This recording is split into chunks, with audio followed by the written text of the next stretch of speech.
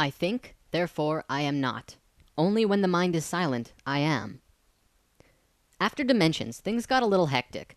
There were literally 5 different topics that opened up for me to talk about, and I didn't know which one to cover. Fortunately, I had this one saved on the back burner, so while I figure out which order to do these next ones in, we can talk about meditation.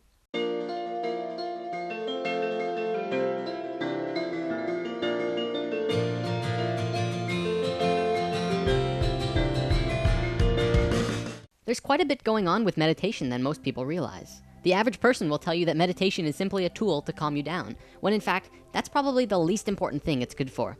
We're gonna talk a lot more about that soon, but first, I wanna tell you a story about Robert Monroe.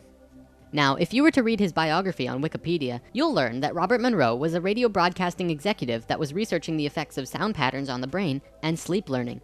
Then, he started exploring out-of-body states of consciousness and formed his own company, the Monroe Institute.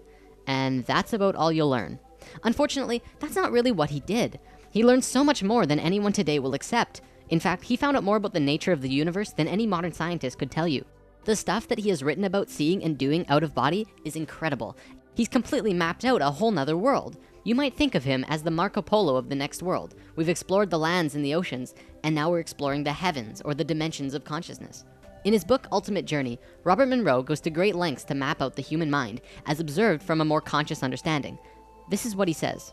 As human minds, we are what we think. We are also what others think. Most of this has little to do with our physical bodies when we go below the surface. To deal with this more closely, let us create a model of the human mind as it is and operates in practice. A pragmatic model, if you like. Imagine it structured in layers, like an onion, and let us work from the in to out.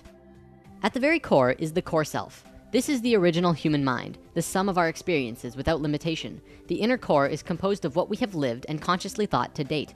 The emotions and dreams we've experienced, whether we remember them or not, the pains and the pleasures, the daydreams, wishes, and hopes. This is our essence, our spirit. It is who we really are.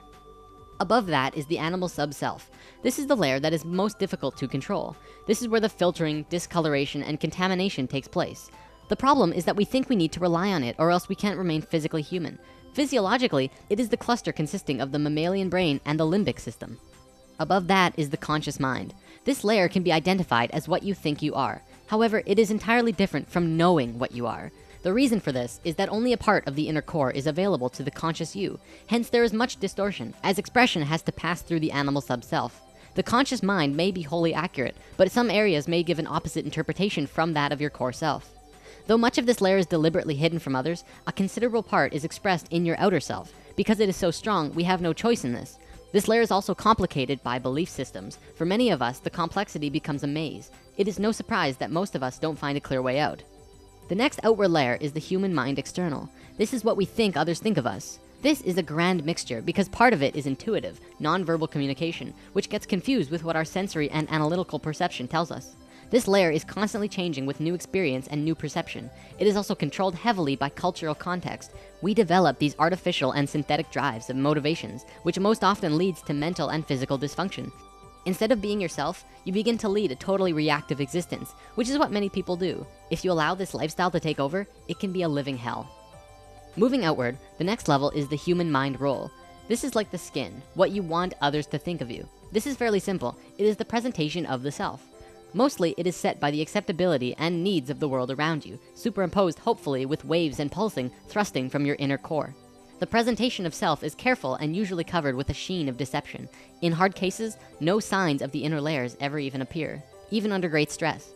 And finally, the outermost layer, much larger than you'd expect, is composed of others' thoughts of you. Consider yourself as existing wherever and whenever another person or being thinks of you, even only occasionally, living almost through memories, but by creating those memories, they are connecting with you and they do exist all around you. It is because of this that most often, others' perceptions of you have very little awareness of what's in your inner core self. The disguise and filtration are in the way. Many people have a hard time connecting with their core self, their spirit. Most don't even know that it exists, though that is changing. So moving on, let's answer the biggest question here. What is the point of meditation? Well, everyone has a different answer to this question. Early research showed that meditation was good for lowering blood pressure, lifting depression, reducing cholesterol, and making physical changes to the brain. These are all incredibly Western views about meditation. There are lots of different types of meditation, but in the traditional Buddhist sense, all of these different forms of meditation all have the same common end result, which was spiritual enlightenment. And through that comes the elimination of suffering.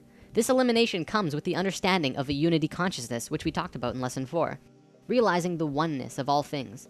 See, the traditional intent of meditation is not to eliminate suffering by lowering blood cholesterol or stress, but to eliminate suffering by shifting perspective. Meditation teaches you to turn your attention away from the mundane physical and personal experiences of the world, where problems seem significant, and turn to experience life through a broader, more interconnected perspective, being one with everything. The process transcends and changes our sense of self, so that our problems seem less meaningful and less troubling. The point is not to reduce the physical cause of discomfort through improved health, but to change the importance we place on that discomfort. Maybe it's time to revisit that quote from the beginning. I think, therefore I am not. Only when the mind is silent, I am. When the mind is silent, you can connect fully with the core self, the spirit, going beyond the conscious mind and the animal sub-self, and being in the I am. We haven't really talked about things for you to do since lesson 3, where we went over the steps to animal communication. So now I'm going to teach you a very basic meditation that you yourself can do. Start by wearing some comfortable clothing and either sit or lie down and become relaxed. First, focus on each part of your body individually. First your feet, then your legs, then your thighs, hands, for about 10 to 20 seconds each, and just focus on them becoming relaxed. Once you've done that all the way to the top of your head, begin to count silently in your head from 100 down to 0. Take your time, it's not a race. If any stray thoughts come into your head, simply ignore them and keep counting. Try not to get distracted. Once you've reached 0, restart the count from 30 and count from 30 down to 0 again. After you've done this a second time, sit in the aura of silence that you've just created for yourself. By this time, your mind should be at peace, and you might even have an experience. Don't expect anything though. Just allow whatever happens to happen. Be in the I am. You'll know when you're ready to finish the session. If you're going to take this seriously, I recommend that you practice on a daily basis. 10 minutes a night even, it's all you need, unless you want to do it more. However, the amount and duration is totally up to you. If meditation isn't what you're looking for, don't feel obliged to start. Finally, let's talk about binaural beats. Binaural beats were first developed by Robert Monroe at the Monroe Institute in experiments to induce different states of consciousness and out-of-body experiences. They are essentially audio tracks that place a single tone in each ear, slightly different from the other, which actually creates a third tone in your head. One ear goes, woo, and the other tone goes, woo, and in your head, you hear woo, woo, woo, woo, woo, woo, woo, woo. It's pretty cool. What this does, in effect, is actually change your brain frequency, putting you in a different mental state. If you Google it, you can find HemiSync, which stands for Hemisphere Synchronization. This is the Monroe Institute's brand of binaural beats, which is very professional, and they have both guided and free flow meditations that will help you get into different states. The other brand I want to talk about is iDozer, who are a separate company. They don't focus on guided meditations, but they're more interested in the effects. iDozer has tons of different audio tracks that put you in a range of mental places, from LSD effects to chakra boosting to astral projection. There's a reason they call it digital drugs. I know what you're thinking. Does it work? Absolutely. Does it work if you don't know how to meditate? Not so much. If a regular Joe decided to try it out while listening to these tones without any meditational background, it probably wouldn't work so well. You have to be good at getting into a deep meditational state before you start using these tones. If you're serious about trying these and experiencing these effects, it's almost crucial that you learn to meditate on your own first. Get really good at it. A final word of advice. If you are really serious about getting into meditation, join a class. When it comes to meditation, personal guidance from a trained and experienced instructor is paramount. It will accelerate your progress tenfold, and you will shoot up to a very high level in no time. And that's all I have for today. Happy meditating.